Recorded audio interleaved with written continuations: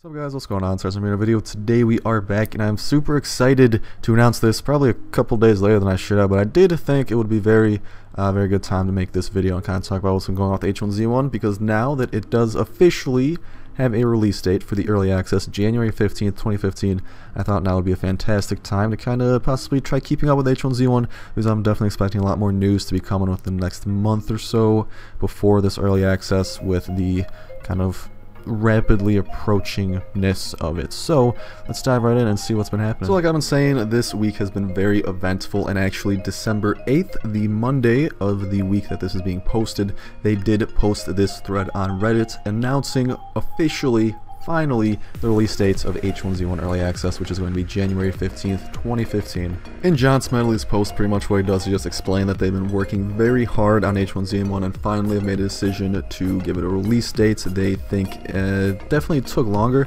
than what they originally wanted, but they're very happy with where they are now. They think it's going to be a fun game as soon as Early Access launches. By no means is it going to be a full game, but they think it's to the point where it is going to be fun, but it's just not going to be complete, and that's kind of the whole deal with Early Access. He's saying do not buy Early Access unless you want to actively help with the development. He admits it's not going to be better than DayZ on day one, but he also is saying that this is a different game he's crafting. It's going to be more of an MMO and create a large-scale world that gives you this incredible feeling of being a survivor in the zombie apocalypse. He said the world's going to start off with a 64,000 square kilometer area, but I'm guessing that's just a typo. It's actually going to be 64 square kilometers, because 64,000, that's a pretty damn big number, and I don't think that's really too possible. Especially since they are trying to craft this experience that is a survival experience, and in a survival experience you do need to be able to meet other people fairly, not commonly, but not rarely, kind of in that uncommon range. In a 64,000 square kilometer world, not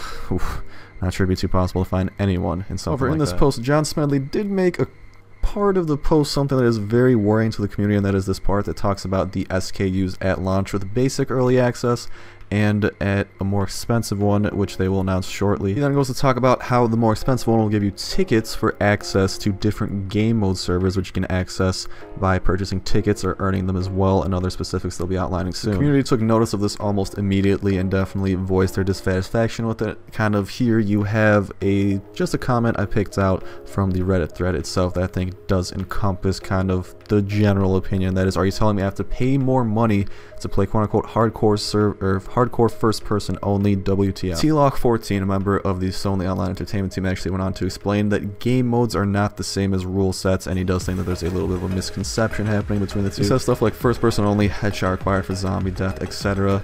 are not going to be stuff that you have to pay to get into, but more stuff along the lines of capture the flag, survival / Hunger Games, stuff like that. That's more encompassing of this idea of game modes and having to buy, quote-unquote buy, to get into. So the Online Entertainment team kind of realized that they were not too clear with this, and they pretty much went into what I would say damage control mode, and you actually have Adam Clegg tweeting out game mode is different than server rule set, just so everybody's on the same lingo page. And shortly after that, John Smedley actually did take to Reddit and made this post, doing his best to kind of explain it a bit more in depth than what he did before.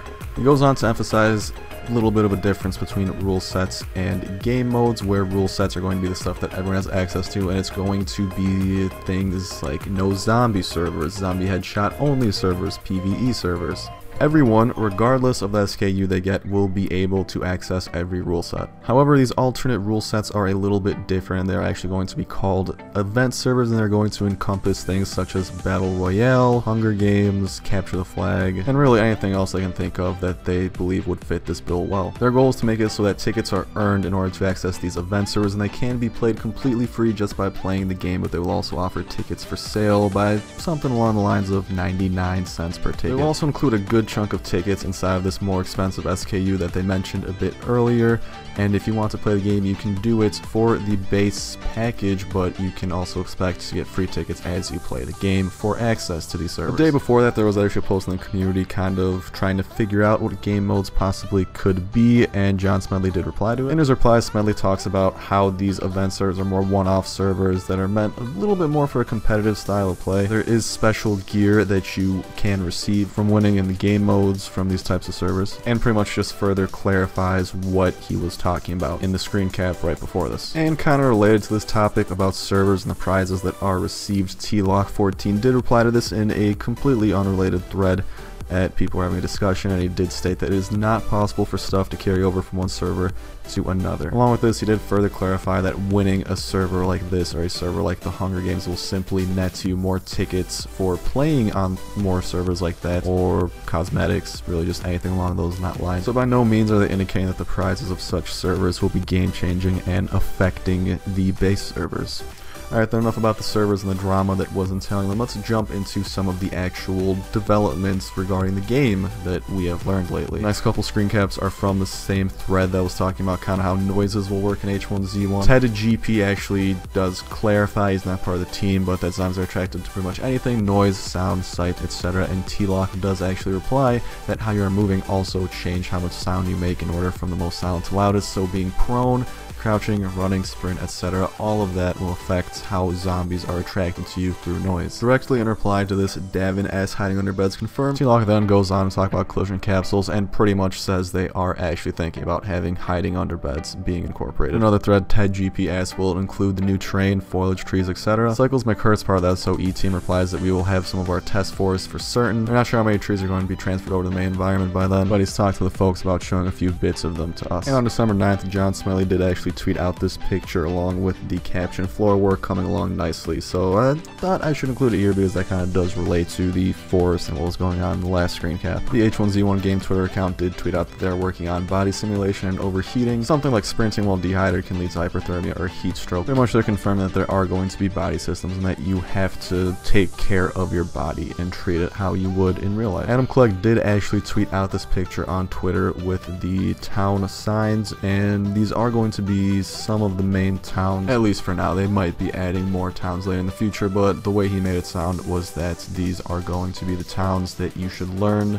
One of the team members did end up posting this picture of a point of progress that is currently being worked on, that being a trailer park. And H1Z1 did post this picture of their early access quote-unquote punch list 2.0, which lists everything that they wanted to get in for this early access release. As you can see, it involves things such as the HUD, durability system, inventory, building, functional chat, player spawns, and plenty of other things that you could feel free to pause the video right now and try to decode. And the last real bit of news within the last few days is that John Smedley did confirm on Twitter that this is not going to run on 32-bit systems. It's going to be 64-bit exclusive to make it harder for hackers, and it's going to clean up a plethora of things. Other than that, if you guys are interested in watching some gameplay of H1Z1, the developers are going to be streaming it next week, so feel free to set aside that date in your calendars and go enjoy some good old-fashioned H1Z1. Other than that, though, that is going to do it for me, so thank you guys so much for watching this video, and hopefully you guys did enjoy this kind of informative approach I took for once. I kind of want to do this for H1Z1 because it is by far my most hyped game for a very long time, so this is kind of my way of releasing that hype before the game releases, and hopefully it will keep you guys on track and just kind of learning about the game as I'm learning about it as well. Other than that, though, thank you guys so much for watching the video. Hopefully you did enjoy it. As always, if you did, be sure to like and subscribe. Signing out. Love you guys. See ya.